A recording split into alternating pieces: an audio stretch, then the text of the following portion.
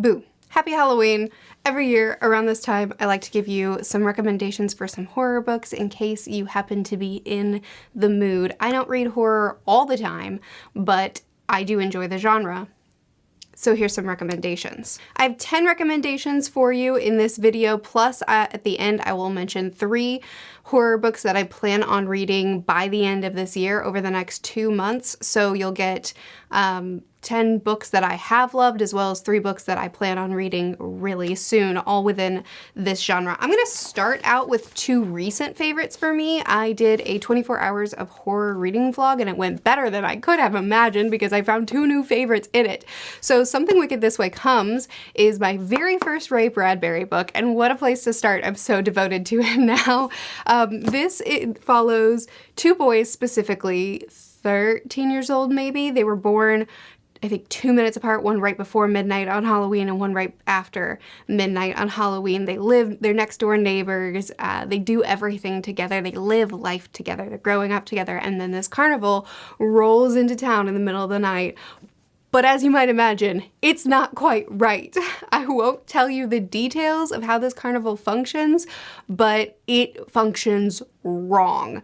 Things happen when you ride the rides, and just overall, I think that this book did such a good job of, it was the perfect amount of disconcerting, unsettling, and that's really what I like in my horror. Jump scare, over the top, really intense in your face horror just doesn't do it for me. It's the eep into your bones, unsettling, make you kind of get into your head so that you kind of view carnivals wrong from here on out. That's what I love, and that's what this was. I think this book is intended more for a younger audience, which is, I think, apparent in the way it ended, because I personally I thought the ending was a bit cheesy, but also if it was intended for a younger audience, you know, I get it, it fits. Fun thing about me though, an ending that I don't love in a book that I otherwise love will not ruin the ending for me. I'm considering doing a video about endings soon, because I have a lot of thoughts about how books end, and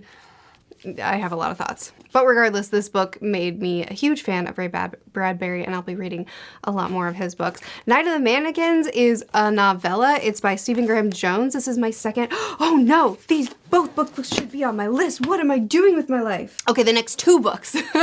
So we have Night of the Mannequins and also Mapping the Interior by Stephen Graham Jones. So both of these books are little bitty novellas, and oh my goodness, do I love them. Night of the Mannequins follows a group of best friends who are found family. They live life together. They love each other so deeply. And they have this mannequin that they take around all summer with them, and they decide to pull a bunch of pranks with the mannequin, and they decide to pull off one more prank, the most epic of pranks, the prank to end all pranks. And that's to cause a ruckus in the theater, cause the manager to come in and check on them and check tickets, and then find that one of the people sitting there is a mannequin and freak out and embarrass himself, and Except it doesn't work out when the mannequin gets up and walks away. Oh, at least that's what our main character sees. And then maybe starts picking this friend group off. It doesn't go necessarily the way that you might think that it would go based off of that description, but it does go in a way that makes absolute sense for the story, that is foreshadowed, and there are clues all over the place, and I had so much fun finding the clues and solving and figuring this all out and just being a part of the ride. I did a spoiler-filled video where I just put on my tinfoil hat and started connecting things. It was so fun. I adored this book. And Mapping the Interior followed a native boy and his family after his father passed away, and they moved off the reservation, but his father is maybe appearing to him as a ghost now, and it's also a lot of things are happening. And this is more focused on grief as well as generational trauma and expectations, and oh my goodness, there's a lot going on inside of this book. This tiny little novella. This made it onto my favorite books of the year last year. This might make it onto my favorite books of the year this year. I think I love Stephen Graham Jones, and I think I'm gonna start following him a lot more closely. Next up, I think I read this last year maybe. It's hard to say. House of Leaves. This was the most challenging book I've ever read in my life. The reason being is that it's told in very interesting formatting with a lot of footnotes, with sometimes with a single word on a page. You can't see that. Sometimes things are written backwards. Sometimes a lot of words are struck through. Sometimes they're written upside down. Sometimes they're written in a spiral, and you have to read the book by turning it around. Oops. That binding is breaking. Or sometimes it's being written in one direction, and then there's parts written in this direction, and it's written in a way. So this takes place in a house that there's a hallway that isn't right.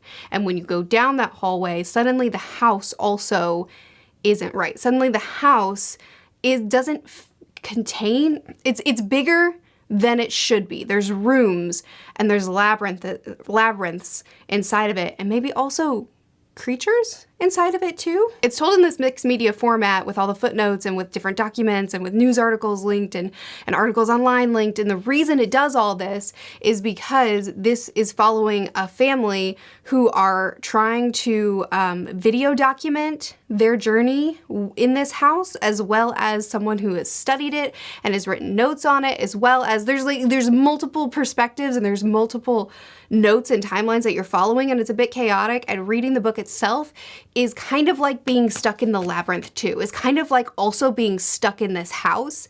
And there were parts of the book that were laborious to get through to me, and then there were parts of the book that I was so engrossed because of the formatting, because of the way it would have you turn the pages really quickly and just get tiny little snippets of it, or that you would have to turn around in order to be able to see it clearly, or the way it did it added to the tension of what was happening. It was amazing. But I am dyslexic, so this mixed media format was genuinely the most challenging reading experience I've ever had. And there were times where I would be stuck on one section for like an hour at a time, and then eventually just have to surrender and go to my Discord and ask people to help me, because there were times where you had to like go to the back of the book and read a sequence of letters and then decode a message that's within the letters in order to see what's happening. And as a dyslexic, I can't explain to you how difficult reading this book was, but it was well worth it to me, because the experience of reading this book and the experience of experiencing a horror novel in this way, in this extremely immersive way, was just, it was something that I don't think I'll ever have again. It was really cool. Okay, next up I'm going to talk about Dead Silence. Speaking of endings that I don't love, that's in regards to... Why did I say that? Oh yeah, Something Wicked This Way Comes. Dead Silence was such a unique horror experience for me, and it was so good until the end. So Dead Silence is a book that takes place in space, and it's, so what happened was there was this ghost ship, and this ghost signal is being sent out. So this is it's basically the Titanic in space. This is a luxury cruise, a luxury space cruise that these people went on, but then they disappeared. And nobody knows what happened to them. Nobody knows where they went. But then this ghost signal reaches people, which was a distress signal. So now they know where to find the ship. They found the ship. But when they boarded the ship, so these people were stuck in space in the horror scene that happened. So there are people who are screaming and running for their lives and then just stuck in the middle of this scene, and there's blood and there are notes and there's like these really horrific graphic scenes that are just, I thought, written so well. And the tension of this dead silence of space walking through this ship where this horrible scene that nobody knows how it happened or what happened here is all just stuck in that moment and has been stuck like this for years. Oh, the tension. It was so good. I loved every moment of this book until about the last quarter of it. And it's not even that long of a book, so it's an unfortunate thing. But it went in a direction that I personally didn't prefer for my horror. It seemed like it was going in one direction, and then it chose a different path. And I can't really fault the book for that, because it's not like, oh, you did this thing and then broke the established rules or broke the established lore in order to give me this convenient ending. Like, it wasn't something like that. It was just that's not the ending I personally don't like that. But that's not a good enough reason for me not to recommend it to you just because my preference didn't fit the ending, because this was so well written and it was so good, and you might like the ending. It didn't do something wrong. It just didn't do what I personally like with my horrors. You should check it out. Oh, great. Okay, so I can do that because the next 5 are books that I have talked about in previous horror recommendation videos. They're still favorites of mine, so they still belong on the list, but I want to get through them a little bit more quickly because they've been in previous videos like this, so, you know, just seems right. Okay, final 5. We have Haunting of Hill House, which is a classic. This follows a group of people that are staying in a house where things just seem wrong. The shadows don't reach as far as they should. The doors swing closed. There's a reason for each of these things, like, oh, the doors are hung wrong and the hinges and they just do this, but things escalate and escalate and escalate until it's an actual haunting. I love this sort of thing because then it makes, when I see something weird or hear something weird, I'm like, haha, maybe I shouldn't write it off though. This was a very slow, subtle escalation that ended up being the haunting that I wanted. I love haunting stories.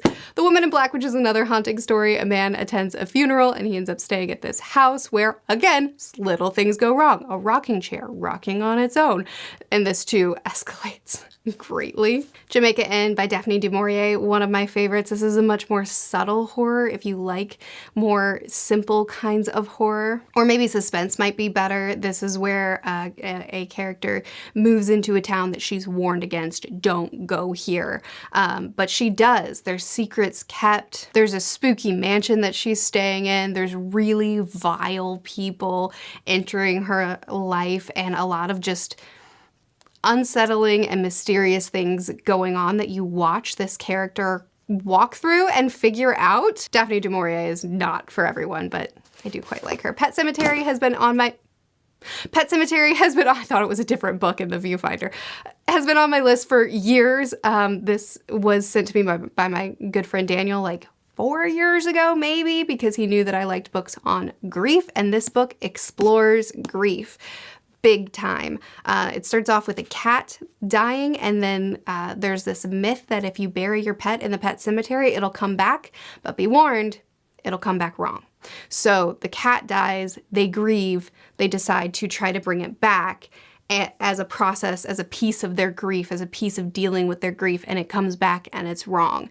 And then a person dies and it escalates, and then it escalates, and then it escalates. And it is more than anything an exploration of grief, and the horror elements are simply a tool to explore that grief.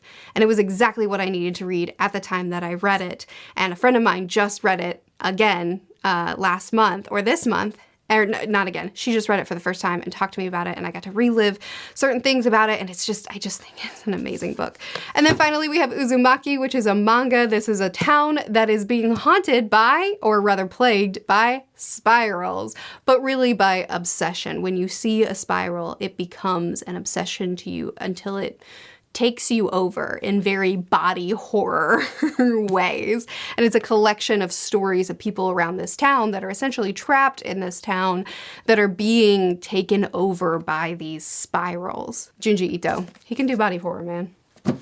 So those are my top 10 horror right now. There were more classic horror that were on my list last year, but I really didn't want this book to be dominated by repeats, so I just wanted to quickly go through the repeats and primarily focus on the new books that I have loved and want to recommend to you. But last year's list also has some really great books on it that I didn't repeat this year.